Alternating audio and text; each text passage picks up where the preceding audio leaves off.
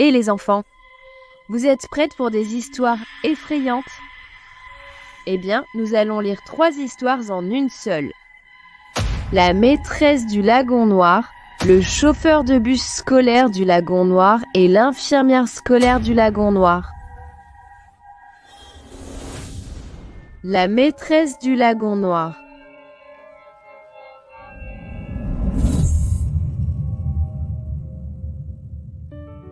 C'est le premier jour d'école. Je me demande qui est ma maîtresse. J'ai entendu dire que Monsieur Smith a des pellicules et des verrues, et que Madame Jones a un fouet et une perruque. Mais Madame Green est censée être un vrai monstre. Oh là là, je l'ai.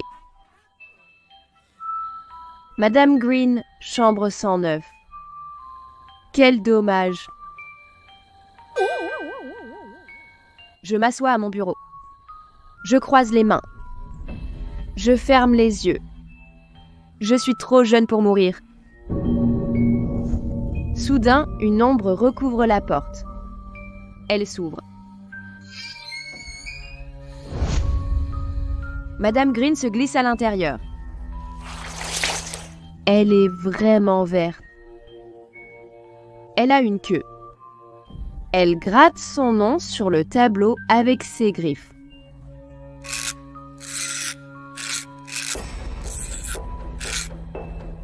Freddy Jones lance une boule de papier mâché. Oh oh. Elle retrousse la lèvre et crache du feu sur lui. Freddy est parti. Il ne reste qu'un petit tas de cendres sur son bureau. Parler d'une mauvaise haleine, ricane Eric Porter. Elle se glisse vers lui. Elle dévisse sa tête et la pose sur un support de globe. Je parie qu'elle donne des devoirs dès le premier jour d'école. Votre devoir pour aujourd'hui, sourit Madame Green.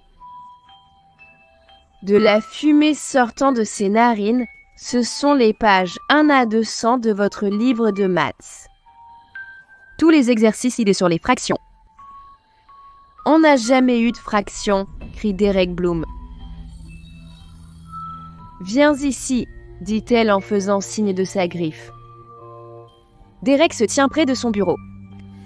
C'est un vrai garçon, dit-elle avec un sourire en coin. Elle prend une grosse bouchée. C'est la moitié d'un garçon. Tu as maintenant eu des fractions. Doris Foodle fait claquer son chewing-gum.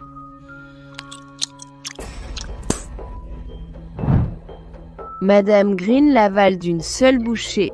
Pas de chewing-gum en classe, dit-elle en souriant. Monsieur Bender, le principal, passe la tête par la porte. Continuez votre bon travail, dit-il en hochant la tête avant de refermer la porte. J'aimerais bien qu'on m'envoie au bureau du principal. Faisons l'appel, ricane Madame Green. Freddy Jones est absent. Derek Bloom est à moitié là. Eric Porter est ici et là. Doris Foodle est en train de digérer. Et l'orthographe? Tête? Crie Randy Potts. L'orthographe peut être amusante, rayonne Madame Green en agitant les doigts vers lui. Abracadabra Kazam. C'est difficile à épeler, dit Randy. Oh oh, soudain il y a un éclair de lumière. Un nuage de fumée. Et Randy est une grenouille.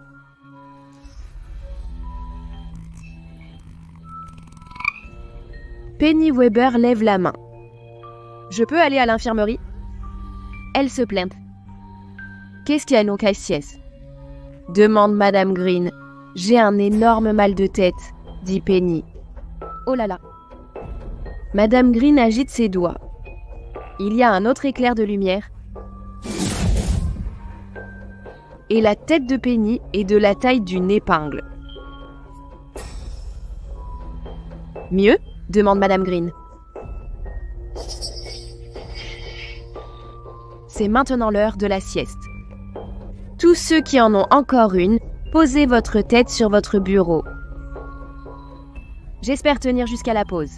Oui, fais de beaux rêves, ricane-t-elle pendant que je ferme les yeux. Soudain, la cloche sonne. Je me réveille. Il y a une jolie femme qui écrit son nom au tableau. Elle a une vraie peau et pas de queue. Je suis Madame Green, votre enseignante. Elle sourit. Je saute de ma chaise et je cours en avant. Et je la serre dans mes bras.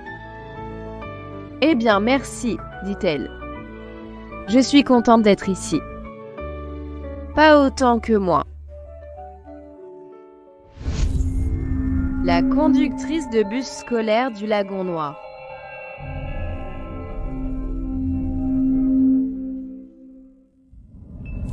Nous avons une nouvelle conductrice de bus ce matin. Elle s'appelle T-Rex Fenderbender. Je me demande si le T signifie tyrannosaure. Eric a entendu dire qu'elle est vraiment une conductrice de bus cruelle et qu'elle conduit le bus magique des ghouls.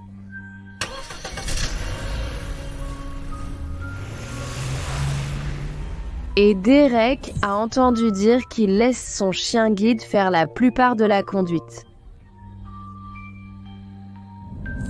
Quand tu montes dans le bus, T-Rex te dit toutes les choses qu'il n'autorise pas.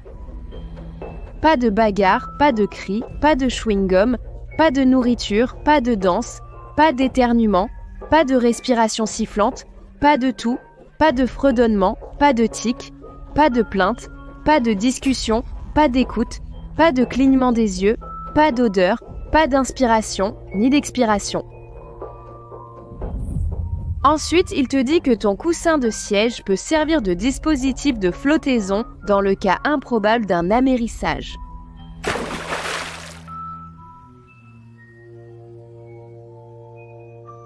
Les enfants disent que parfois T-Rex conduit comme s'il était dans le Indy 500.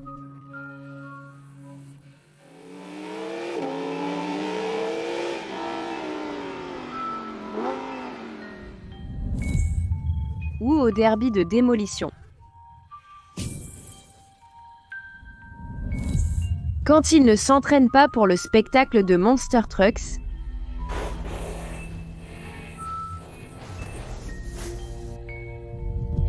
aller à l'école en voiture peut vraiment être pénible.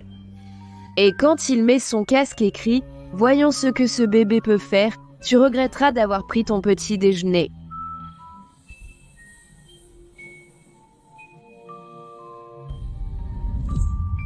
J'ai entendu dire qu'il collectionne les panneaux stop et les parcs-mètres.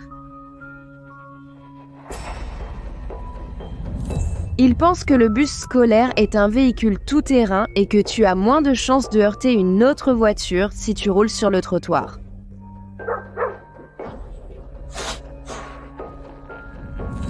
Non seulement il s'arrête à tous les passages à niveau, mais il roule aussi dessus.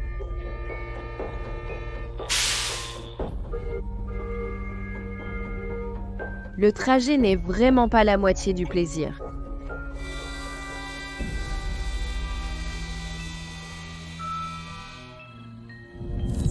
Freddy dit que s'il y a une crevaison, on doit changer le pneu. Quoi? Si le moteur tombe en panne, on doit le réparer.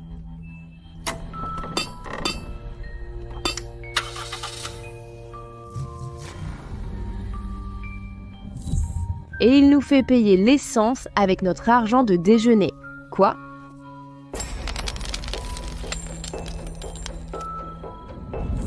Randy dit que parfois il se perd et qu'il ne demande jamais son chemin avant qu'on soit au fin fond de nulle part.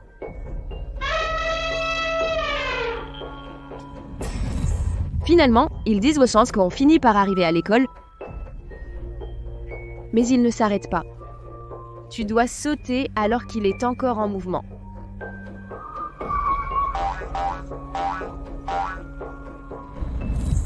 Oh, voilà le bus. Il s'arrête pour moi. La porte s'ouvre.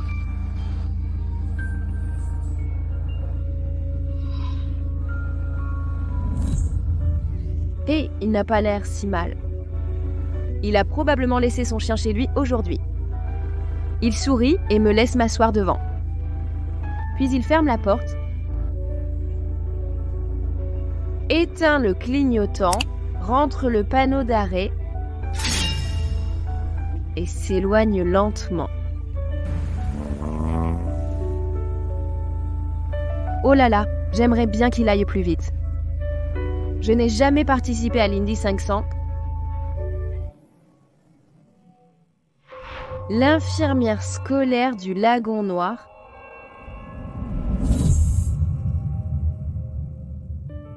Il est censé y avoir une infirmière à l'école. Personne ne l'a jamais vue. Du moins, personne qui soit jamais revenu. On dit que son bureau est derrière celui du principal. Le voilà. Elle s'appelle Mademoiselle Hurst, l'infirmière, et il paraît que c'est une vraie goule. Où as-tu mal ? Tout autour de son bureau, il paraît qu'il y a des images en couleurs dégoulinantes et des statues transparentes de parties du corps, des globes oculaires sur des élastiques, des têtes remplies de cerveaux et des corps bourrés de tout le reste. Elle est aussi censée avoir un squelette suspendu dans un coin. On dit que c'est un enfant qui est allé avec un mal de ventre. Elle l'a guéri. Oh non. Elle ne quitte jamais son bureau. Elle doit prendre son déjeuner là-bas. Dessert. Ils disent qu'elle est toujours prête à faire face à n'importe quelle urgence. Un enfant a déjà été coupé en deux par une rogneuse à papier. Rentre chez toi. Merci. Ils disent que Mademoiselle Hurst lui a donné un pansement et l'a renvoyé chez lui. Il y a quelque chose de louche. Oh oh. Un autre gamin s'est fait écraser par le chariot à magnétoscope et a été aplati. Il est maintenant le tapis dans son bureau. Oh non. Tu n'y vas pas à moins d'être vraiment malade. Et elle sait si tu fais semblant. Elle a un thermomètre aussi grand qu'un mât de drapeau. Oh, waouh! Il peut prendre la température jusque dans tes ongles de pied. Garde-le sous ta langue. Elle a des abaisse-langues aussi grands que des planches de surf. Alors tu ne devrais y aller qu'en cas de gros problèmes de santé. Dis « Ah ». Ensuite, il y a les examens.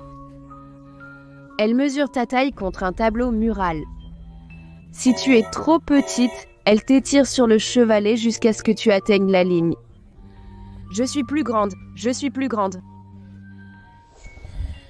Ensuite, tu as le tableau d'acuité visuelle. Si tu ne peux pas voir le grand E, elle utilise tes globes oculaires comme des boules de billard. Après ça, il y a le test d'audition. Tu m'entends ? Si tu ne réussis pas, elle ajoute tes oreilles à sa collection de bijoux. Ensuite, il y a la vaccination.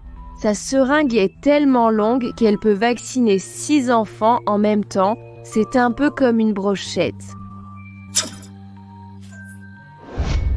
Et il y a toujours la glace. Si tu tombes, elle te met dans son congélateur. Certains enfants mettent tout l'été à dégeler. Il y a aussi le lit de camp. Le matelas est rempli de briques et l'oreiller est rempli de cailloux. La couverture est faite de papier de verre. Le premier jour d'école, Penny Weber y est allée pour faire une sieste. Elle ne s'en est jamais remise depuis. Eric Porter y est allé à cause d'un mal de dents. Maintenant, on l'appelle gencive. Freddie Jones y est allé à cause d'un mal de gorge. Maintenant, sa tête est directement attachée à ses épaules. Je me couvre de taches bleues. Elles sont partout sur ma main. Je dois avoir la lèpre. Ma main va tomber.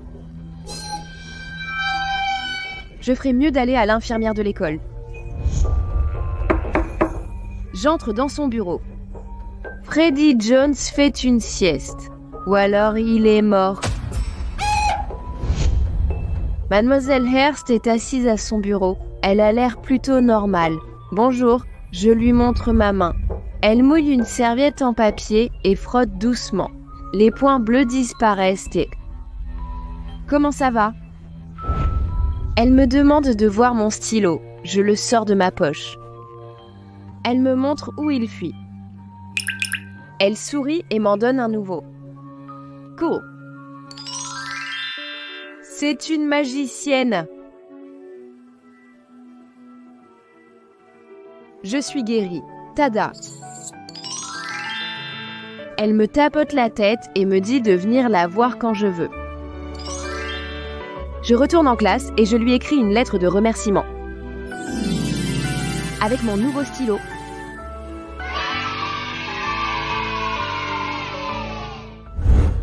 Si tu as aimé ces histoires effrayantes, tu pourrais aimer l'une de celles-ci. Celle-ci, carotte effrayante, paire de sous-vêtements effrayantes ou crayon effrayant. N'oublie pas d'aller les découvrir dans la boîte magique de Gigi. La boîte magique de Gigi.